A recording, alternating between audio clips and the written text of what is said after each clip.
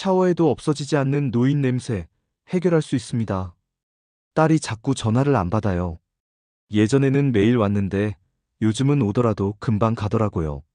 손주도 전에는 무릎에 기대서 자던 애가 요즘은 제 옆에 잘 안 와요. 그러다가 딸이 조심스럽게 말하더군요.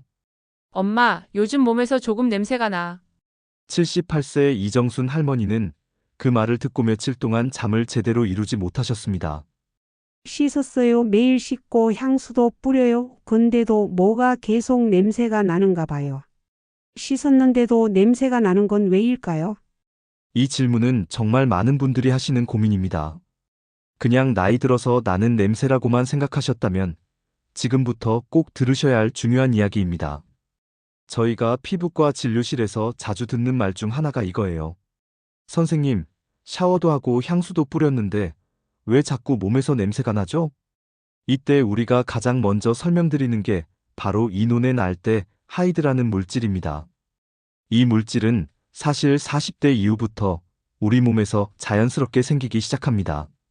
젊을 땐 거의 나오지 않지만 나이가 들수록 피부 속에서 이 물질이 점점 증가합니다. 왜 그럴까요? 이유는 단순합니다. 우리 몸은 나이가 들면서 지방을 분해하는 속도가 느려지고 그 과정에서 나오는 지방산 찌꺼기가 공기 중에 산소와 만나 산화되기 때문이에요. 이걸 좀 더 쉽게 말씀드릴게요. 기름이 산패되는 과정과 똑같습니다. 기름병을 싱크대 옆에 며칠만 놔두면 기름 냄새가 이상하게 시큼해지고 역한 냄새가 나죠? 그게 바로 산패예요. 우리 몸에서도 비슷한 일이 벌어지는 겁니다.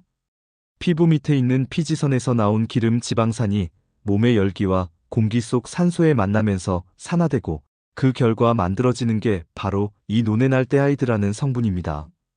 이 성분은 특히 코에 잘 감지되는 알데하이드 계열의 냄새를 만들어서 젊은 사람보다 훨씬 더 확실한 체취를 만들게 되죠. 어디서 많이 생기나요? 이 물질은 몸 전체에서 생기긴 하지만 특히 귀 뒤, 목 뒤 등 윗부분에서 많이 생깁니다. 왜 그럴까요? 이 부위들은 땀이 잘 안 마르고 머리카락과 옷깃으로 가려져서 자주 씻지 않거나 대충 지나치는 곳이기 때문입니다. 여러분, 샤워할 때 귀 뒤쪽 꼼꼼히 닦으시나요? 목 뒤는 비누로 얼마나 닦으세요? 사실 대부분의 분들이 귀 뒤는 그냥 물로만 지나치거나 머리 감을 때 흘러가는 물에 맡기시는 경우가 많습니다. 그런데 그 부분이 노화 채취의 가장 큰 원인 지점인 거죠. 씻어도 냄새가 안 사라지는 이유. 이 노넨알데하이드는 피부 깊은 곳에서 지속적으로 만들어지기 때문에 한번 씻는다고 해서 근본적으로 사라지지 않습니다. 게다가 비누나 샴푸로 자극적으로 문지를수록 오히려 피부가 건조해지고 피지 분비가 증가하면서 냄새가 더 심해질 수도 있어요. 그래서 씻는데도 냄새가 난다는 말이 생긴 겁니다. 실제로는 씻는 방식이 잘못된 것일 수도 있는 거죠. 향수로 덮는 건 더 큰 실수입니다. 많은 분들이 냄새를 없애려고 향수를 뿌립니다. 하지만 향수에는 알코올과 합성향이 들어있어서 피부 자극을 유발하고 오히려 노넨알데하이드와 반응해 더 복합적인 역한 냄새가 나기도 합니다. 즉, 냄새 위에 냄새를 덮는 것이지 근본적인 해결은 되지 않습니다. 그렇다면 어떻게 해야 하나요? 우선은 이렇게 기억해 주세요. 냄새를 없애는 게 아니라 냄새가 생기지 않게 해야 한다. 그 출발은 바로 산화 방지를 위한 생활 루틴입니다. 전문가가 권장하는 5가지 루틴. 귀 뒷목 뒤를 부드러운 물수건으로 매일 2회 닦기. 가장 냄새가 잘 생기는 부위를 집중 케어. 항산화 식단 토마토, 녹차 마늘, 블루베리. 몸 안에서 산화 반응을 억제해 냄새 분자 생성 차단. 이틀에 한 번 이상 속옷 수건 자주 교체하기. 피부에서 떨어진 지방과 냄새 분자가 옷에 쌓이지 않도록 관리. 햇빛 아래서 20분 걷기와 심호흡 루틴. 땀 배출과 폐 기능 강화로 몸 안 독소와 냄새 물질 배출. 피부 보습 유지 건조하면 피지가 더 나와 냄새가 심해지므로 가벼운 로션 등으로 피부 유연성 유지. 반복이 중요합니다. 한두 번 해봤는데 잘 모르겠어요. 이런 말도 많이 듣습니다. 하지만 냄새는 하루아침에 없애는 게 아닙니다.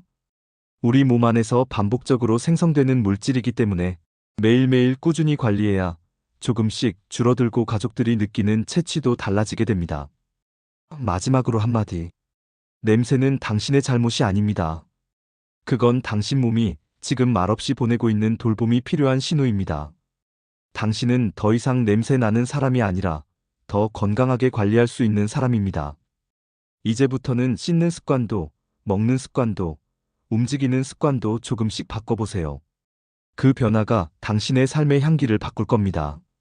냄새를 없애는 루틴은 씻는 법부터 다르다. 전에는요, 샤워하면서 귀뒤는 대충 헹구기만 했어요. 비누칠은 겨우 하고 머리카락만 감았죠.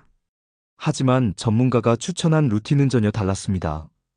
귀 뒤, 목 뒤, 등 윗부분은 물수건으로 부드럽게 닦기. 아침 저녁 2회 닦기 루틴. 단 3일만 해도 냄새가 줄어듦을 체감. 속옷과 수건은 자주 교체. 하루 또는 이틀 주기로 반드시.